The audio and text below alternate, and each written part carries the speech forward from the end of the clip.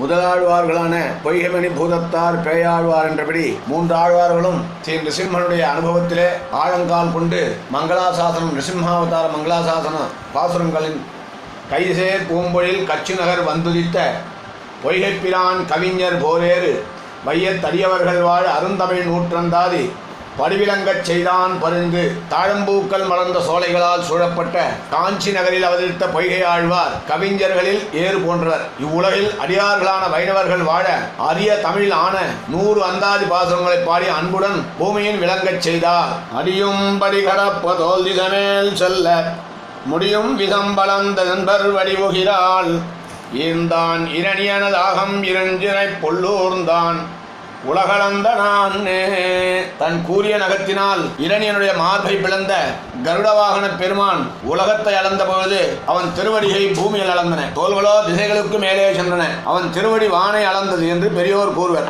நான் இதனை கேட்டார் வாய் கேட்டேன், என் தலையிலே அவன் திருவடி வைக்க பெறவில்லையே என்று இந்த க்ஷேத்ராதீசனான கருடவாகனான் என்றபடியும் கருடன் பிரத்யட்சமாக தபஸ் பண்ணி நிருசிம்மனுடைய அனுகிரகம் பெற்றபடியாலே இந்த நிருசிம்மாவதாரத்துக்கு ஒட்டுகிறார் ஆழ்வாருடைய மங்களாசாசனம். தழும்பிருந்த சார்கனான் தோய்த்தவாமங்கை தழும்பிருந்ததால் சகடம் சாடி தழும்பிருந்த பூங்கோதையால் வெறுவ பொன்பயரோன் மார்பிடந்த வீங்கோத வண்ணர் விரல்.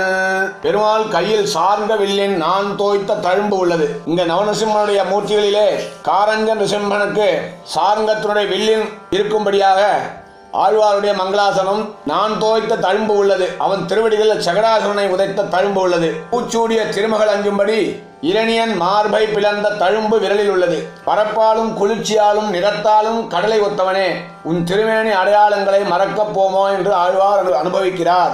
உரமேல் கொண்டென் உள்ளம் போவாதெப்போதும் வரமேல் மரகதமே போல திறமேல் கிடந்தானை கீண்டானை கேளாய் பூமி இடந்தானை ஏற்றி எழும்.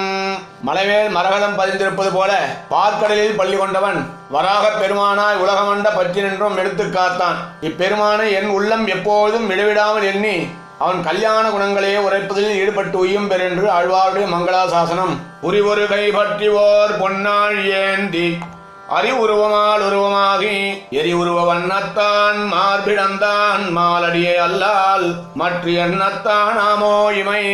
சங்கு சக்கரம் ஏகேன சக்கரமபரேன கரேன சங்கம் என்று நிருசிம்மனை மங்களாசாசனம் பண்ணபடி சங்கு சக்கரம் இரண்டையும் கைகளில் ஏந்தியவன் நரங்கலந்த சிங்க வடிவால் தோன்றி தீயின் உருவுடைய இரணியன் மார்பை கிழிந்தான். அடியார்களிடம் மோகம் உடைய இத்திருமால் திருவடிகளை தவிர வேறொன்னை காணப்பொழுதாவது என்னத்தான் முடியுமோ? அடியார்க்கு ஆட்பட்ட அவன் எளிமைதான் என்னே என்று ஆழ்வாருடைய மங்களாசாசனம். முரணை வழி தொலைவதற்காம் என்னே முன்னம் தரணி தளதாகத்தானே இரணியனை புன்னிறந்தவள் உகிறாள் பொன்னாழி கையால் நீ மண்ணிறந்து கொண்ட வகை. பூமியை தன்னுடையதே என்று இருமாந்த இரணியன் புண்படும்படி நீ உன் கூர்மையான நகங்களால் அவனை பிளந்தாய்.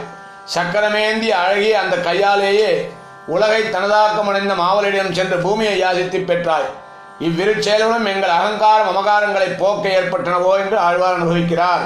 பெருவில் பகை குறவன் கை செந்தி வெறுவி புனந்துறந்த வேடம் இருவிரும்பில் மீன் விழக்கண்டு அஞ்சும் வேங்கடமேல் அசுரர்கோள் விழக்கண்டு உகந்தான் குன்னு. அசுரவேந்திரான இரணியனை வதம் செய்து மகிழ்ந்த திருமால் திருவேங்கட மலையிலே எழுந்துள்ளான். இம்மலையிலும் வில்லும் அம்பும் உடைய குறவர்கள் தங்கள் கைகளில் பிடித்த சிவந்த நெருப்பு பந்தங்களுக்கு பயப்படும் யானைகள் வயலை விட்டு நீங்கும் பொழுது வானிலிருந்து விழும் விண்மீனை கண்டு கொல்லிக்கட்டை என்று எண்ணி ஓடுகின்றனவாம் என்று ஆழ்வார் அனுபவிக்கிறார். எளிதில் இரண்டடியும் காண்பதற்கென் உள்ளம் தெளிய தெளிந்தொழியும் செவ்வே கலியில் பெரும் கதாதுவனை பொருள் உற்றறியா இருந்தான் திருநாமமென். என் நெஞ்சே, இறைவனின் இரு திருவடிகளும் எளிதில் வணங்கத்தக்கபடி நீ தெளிவு அடைந்தால் அவனால் நன்றாக மகிழ்ந்து ஏற்பான். செருக்குடன் எதிர்த்த இரணியனுடன் போரிட்டு அவனை வளைத்த நரசிம்ம பிரானின் திருநாமத்தை நீ எப்பொழுதும் எண்ணிப்பார் என்கிறார் ஆழ்வார். சென்னால் குடையாம் இருந்தால் சிங்காசனமாம் நின்னால் மரவரியாம் நீள்கடலுள் என்னும் புனையாம் மனுவிலக்காம் பூம்பட்டாம் புல்குமனையாம் திருமார்கரவு.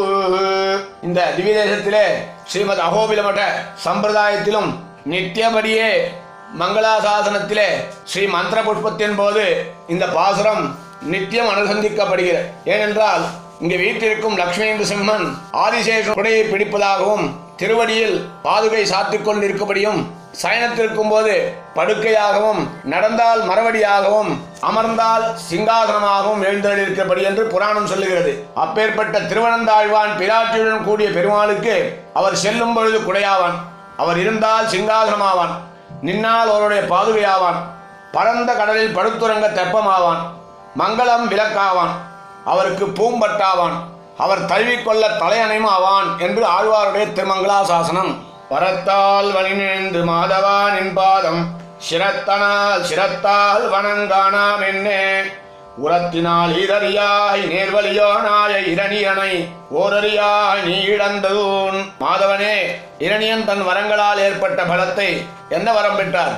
நபூதே நம்பரே மிருத்யு நனரைர் நமிருகைரபி சுராசுர மகோரகைஹி என்றபடி பலவாக வரங்கள் ஏற்பட்ட பலத்தை பெரிதாய் எண்ணி தன் தலையால் உன் திருவடிகளில் வணங்காமல் இருந்தானே, அக்காரணத்தால் நீ நிருசிம்மாவதாரம் எடுத்து அவனை கிழித்து கொன்றாயோ. பிளக்கத்தக்க எதிரியாய் வந்த அவன் உடலை கிழித்தது, அவன் பிரகலாதனை துன்புறுத்தியது பொறுக்காததாலோ என்று ஆழ்வார் திருவுள்ளம். வைரளவாலுருவி வந்தானை அஞ்ச எயிரிழகவாய் மடுத்தது எண்ணி பொறிபுகிறாள் பூவடியை இடழித்த பொன்னாழி கையா நின் சேவடி மேல் ஈரறியச் செற்று. பூவின் அழகை தோற்கடிக்கும் கையில் சக்கரம் ஏந்தியவனே, வாளை உருவியார் வயிறேறிய வந்த இரணியனை உன் சிவந்த திருவடிகளின் மேல் கிடத்தி நிறம்பிளங்கும் உன் நகங்களால் கிழித்து அவன் கட்டுக்குலைந்து அழிந்த பின்னும் உன் பற்கள் ஒளிவிடும்படி வாயை மடித்துக் கொண்டாயே என்று ஆழ்வார் அனுபவிக்கிறார்.